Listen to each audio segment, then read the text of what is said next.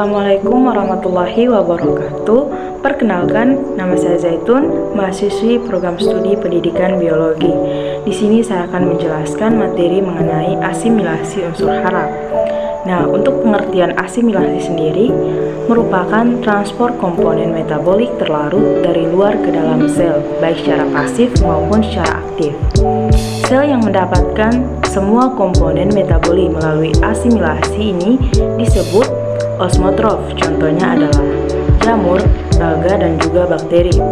Asimilasi dipenuhi dengan mekanisme transportasi baik dengan secara aktif maupun secara pasif.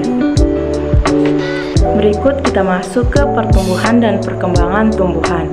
Nah, pertumbuhan di sini merupakan suatu proses pertambahan ukuran atau volume sel serta jumlah sel.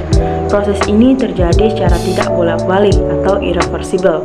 Sedangkan untuk perkembangan ini didefinisikan sebagai suatu proses menuju keadaan yang lebih dewasa. Namun, jika kita mengkaji lebih dalam, proses ini berjalan tidak sendiri-sendiri, tetapi berjalan seiring. Diawali dengan pertumbuhan, lalu dilanjutkan dengan perkembangan.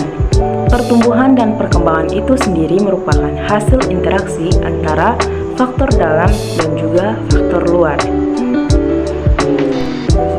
Kemudian kita masuk ke tahapan pertumbuhan dan perkembangan tumbuhan. Nah, pertumbuhan dan perkembangan tumbuhan dimulai sejak perkecambahan biji. Kecambah kemudian berkembang menjadi tumbuhan kecil yang sempurna.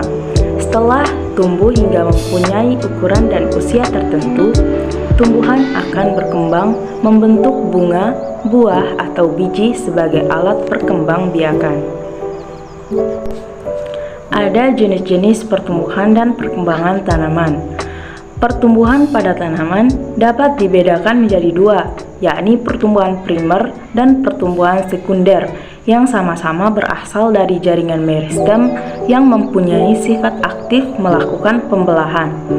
Nah, pertumbuhan primer ini berasal dari meristem primer, sedangkan pertumbuhan sekunder berasal dari meristem sekunder. Ada juga faktor-faktor yang mempengaruhi pertumbuhan dan perkembangan tanaman, yakni ada faktor internal atau faktor dalam dan juga faktor eksternal atau faktor luar.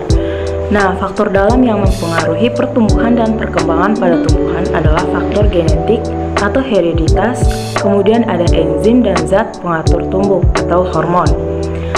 Kemudian faktor eksternal ini merupakan faktor dari luar yang dapat mempengaruhi pertumbuhan dan perkembangan tumbuhan.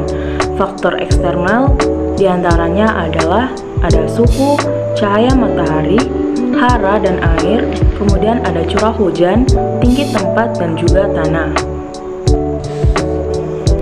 Nah, kita lihat ada pertumbuhan primer. Pertumbuhan primer ini merupakan pertumbuhan yang terjadi akibat aktivitas jaringan meristem primer atau disebut juga meristem apikal.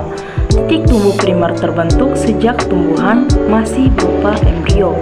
Jaringan meristem ini terdapat di ujung batang dan ujung akar. Akibat pertumbuhan ini, akar dan batang tumbuhan akan bertambah panjang. Selain pertumbuhan primer, ada juga pertumbuhan sekunder yang disebabkan oleh aktivitas jaringan meristem sekunder seperti pada jaringan kambium pada batang, tumbuhan dikotil, dan gimnosperm. Semakin tua umur tumbuhan, batang tumbuhan dikotil akan semakin besar. Hal ini disebabkan adanya proses pertumbuhan sekunder. Pertumbuhan sekunder ini tidak terjadi pada tumbuhan monokotil. Bagian yang paling berperan dalam pertumbuhan sekunder ini adalah kambium. Kemudian kita lihat ada jaringan meristem. Nah, jaringan meristem ini merupakan suatu jaringan pada tubuh tumbuhan yang berisikan sekumpulan sel yang belum berdiferensiasi dan aktif beraktivitas dalam melakukan pembelahan sel. Pembelahan sel sendiri adalah aktivitas pembelahan yang membagi satu sel untuk menjadi dua atau lebih sel anak. Pembelahan sel ini terjadi pada jaringan akan terus berlangsung sehingga terus menambah jumlah sel pada tumbuhan. Kemudian kita lihat ada klasifikasi jaringan meristem. Nah, berdasarkan letaknya dalam tumbuhan terbagi menjadi 3. Yang pertama kita lihat ada meristem apex. Nah, meristem ini merupakan meristem yang berada di ujung batang dan ujung akar. Kemudian yang kedua ada meristem lateral. Nah, meristem ini menyebabkan organ bertambah lebar ke arah lateral. Dan yang ketiga ada meristem interkalar. Nah, meristem ini berada di antara jaringan yang sudah berdiferensiasi, misalnya pada ruas-ruas tumbuhan gramine. Kemudian kita lihat berdasarkan asalnya terbagi menjadi 3 juga. Yang pertama ada promeristem yang merupakan meristem yang ada pada saat tumbuhan dalam tingkat embrio. Kemudian yang kedua ada meristem primer. Nah, meristem primer ini adalah meristem yang berkembang langsung dari sel embrionik. Yang ketiga ada meristem sekunder yang merupakan meristem yang berkembang dari jaringan yang telah mengalami diferensiasi. Sekian saja materi yang bisa saya sampaikan, semoga bermanfaat. Wassalamualaikum warahmatullahi wabarakatuh.